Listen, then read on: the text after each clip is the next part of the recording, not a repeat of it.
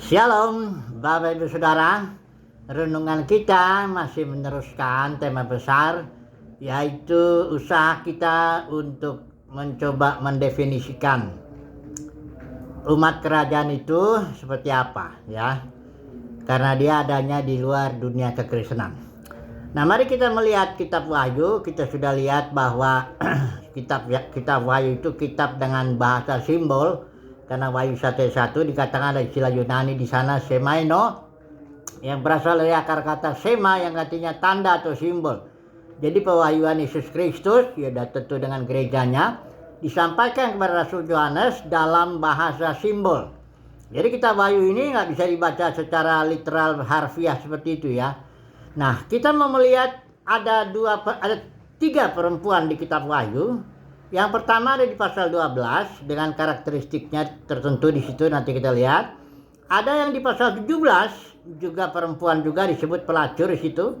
Dan ada yang di pasal 21 yang disebut mempelai anak domba atau kota Yerusalem baru. Yang di pasal 21 ini kita nggak bahas karena dia perempuan ini ada di zaman langit dan bumi yang baru. Tapi perempuan yang di Wahyu 12 dan yang di Wahyu 17 itu adalah perempuan yang dilihat Rasul Yohanes yang ada dari mulai zamannya sampai sekarang. Nah, mari kita melihat dulu, mencoba mengidentifikasi, ya, siapa ini perempuan yang disimbolkan di Wahyu pasal 17 ini, dan siapa juga perempuan yang disimbolkan di Wahyu pasal 12 ini, ya.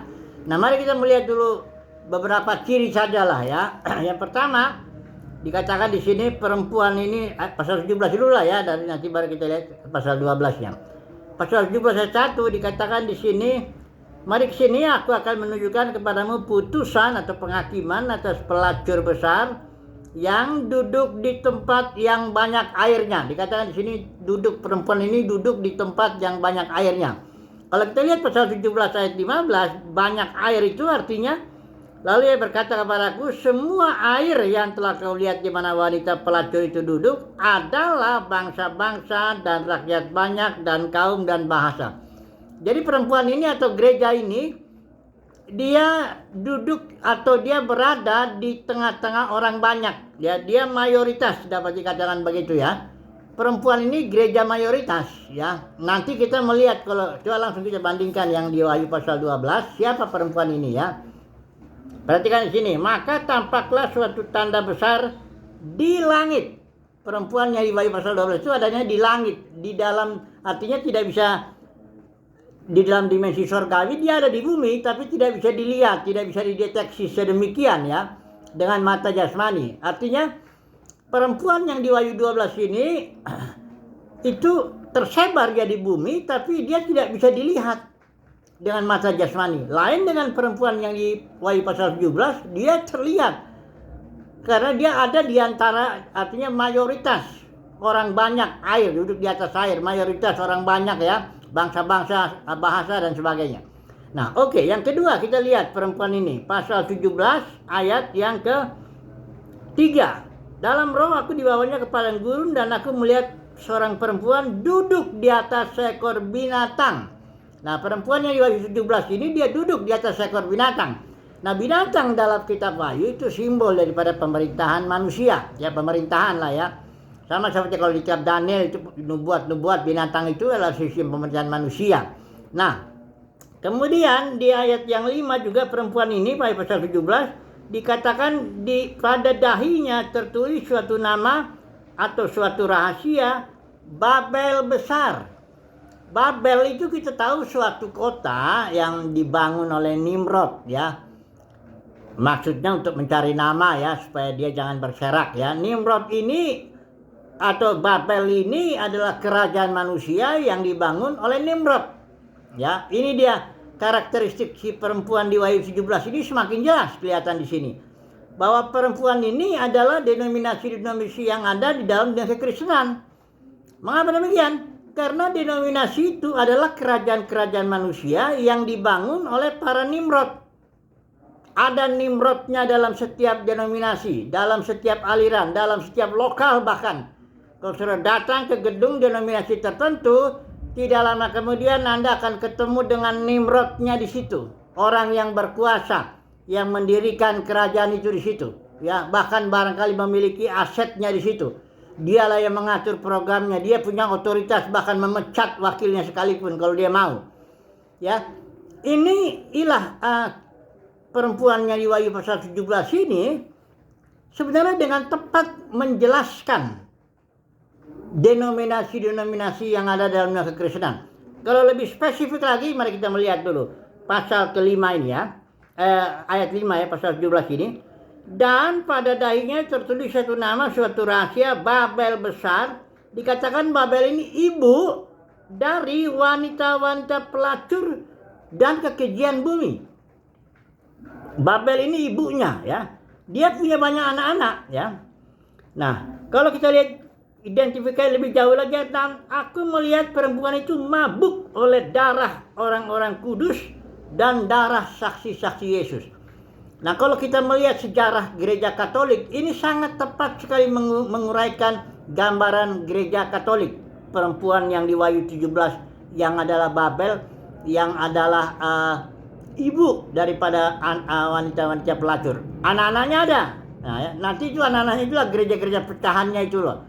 Anak-anaknya, gereja-gereja Protestan itu semuanya anak-anaknya. Nah, mari kita lihat dulu ya. Perempuan ini mabuk oleh darah orang-orang kudus dan darah saksi-saksi Yesus. Nah, kalau seorang belajar ya, sepanjang sejarah gereja Katolik itu, ada seorang pendeta yang saya sebut saja namanya Pendeta Ezra Soru. Dia meneliti ini dan memperkirakan hampir sekitar 50 juta orang dibunuh oleh gereja Katolik dari sepanjang sejarah dia ya, dari abad kelima barangkali dia settle-nya itu, sistem paus, kardinal, uskup agung, uskup dan sebagainya itu sampai sekarang. Belum lagi perang, ya itu sudah termasuk lah antara perang di Jerman itu yang 30 tahun antara Katolik dan Protestan. Jadi perempuan ini, gereja Katolik ini, pelacur ini mabuk oleh darah orang-orang kudus dan darah saksi-saksi Yesus. Sangat tepat sekali dia menggambarkan ini ya. Dan anak-anaknya dan ibu ini kita lihat tadi punya anak-anak, gereja-gereja Protestan itu. Ya, gereja Protestan juga bisa banyak juga membunuh orang juga, itu banyak ya. Nah, oke lah. Nah, mari kita melihat perbedaan dengan yang perempuan yang di Wahyu pasal 12 itu. Mari kita lihat di sini ya, Wahyu pasal 12 itu. Dikatakan, maka tampaklah suatu tanda besar di langit, seorang perempuan berselubung matahari. Matahari ini kalau kita melihat siapa ini matahari ini, simbol apa? Kalau dalam Maleakhi pasal 4 itu dikatakan surya kebenaran, matahari sejati itu adalah Kristus. Jadi perempuan ini, gereja ini diselubungi sepenuhnya oleh Kristus. Dia hidup oleh Kristus ya. Dia hidup dipimpin oleh Kristus begitu ya. Sementara bulan ada di bawah kakinya. Bulan itu sinar pantulan dari matahari kan. Nah, kalau misalnya realitanya itu perjanjian baru itu realita, maka perjanjian lama itu sebagai simbol-simbol itu bulannya. Ya, itu udah di bawah. Perempuan itu sudah hidup di dalam alam simbol. Dia sudah hidup di alam realita. Ibadahnya sudah ibadah dalam roh dan realita kebenaran ya. Kemudian sebuah mahkota ada 12 bintang. Ini angka 12 itu pemerintahan. Bintang ini di dalam kitab Wahyu itu sons of God, anak-anak Tuhan. Jadi perempuan ini juga dipimpin oleh anak-anak Tuhan, tapi dia beradanya di langit, tidak bisa ketahuan. Ya, tersebar di muka bumi ini perempuan ini yang kita sebut ini umat kerajaan. Ya, dia dipimpin juga oleh angka 12 pemerintahan simbol itu ya. Dipimpin oleh putra-putra Elohim. Dan nasib daripada kedua perempuan ini sangat berbeda. Nasib daripada Wahyu pasal 12 ini adalah dia melahirkan putra-putra Elohim. Itulah yang dijelaskan di Roma pasal 8 ayat 19 sampai 21. Pada akhir zaman ditampilkanlah putra-putra Elohim yang akan memerdekakan segala makhluk ya. Kemudian pasal 17 Wahyu itu sampai 18 ini nasibnya ketika kedatangan Tuhan Yesus, ia akan dihakimi, bahkan dihancurkan Babel itu dan tidak akan ada lagi. Ya, beda sekali saudaraku ya. Gereja yang adalah umat kerajaan ini akan tampil nanti di akhir zaman sebagai putra-putra Elohim yang dimanifestasikan dengan tubuh kemuliaan untuk memerdekakan ciptaan. Sementara gereja-gereja denominasi ini, kerajaan-kerajaan manusiawi ini akan dihancurkan ketika kedatangan Tuhan Yesus. Ya, beda sekali. Makanya ada nasihat Wahyu pasal 18 ayat 4, hai umatku pergilah ya, pergilah daripadanya supaya kamu jangan mengambil bagian dalam dosa-dosanya, dosa-dosa daripada kerajaan manusiawi ini ya. Oke, sekarang kita ambil kesimpulan aja dulu ya.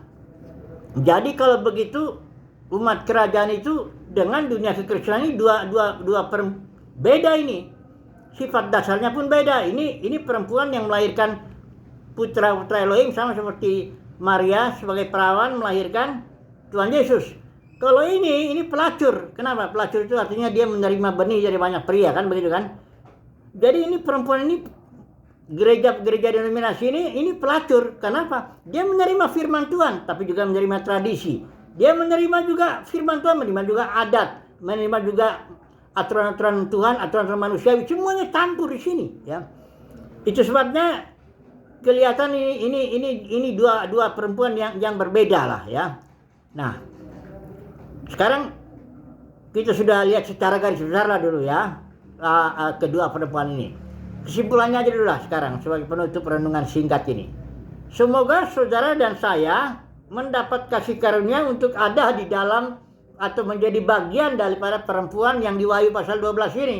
Yang pada akhir zaman, pada kedatangan Tuhan Yesus, kita akan ditampilkan dengan tubuh kemuliaan sebagai putra-putra Elohim untuk memerdekakan ciptaan. Bukan kita menjadi bagian daripada perempuan pelacur ini, gereja-gereja denominasi ini, Katolik yang beberapa semua anak-anaknya itu gereja Protestan yang pada kedatangan Tuhan Yesus akan dihakimi. Tidak ambil bagian dalam pemerintahan di zaman berikutnya, yaitu zaman kerajaan 1000 tahun. Semoga ya saudara dan saya mendapat bagian yang di sini nih. Gereja atau umat kerajaan ya. Memang dia tidak kelihatan, tapi dia ada tersebar di seluruh muka bumi ya. Dia ada di alam dimensi surgawi ya. Haleluya. Amin.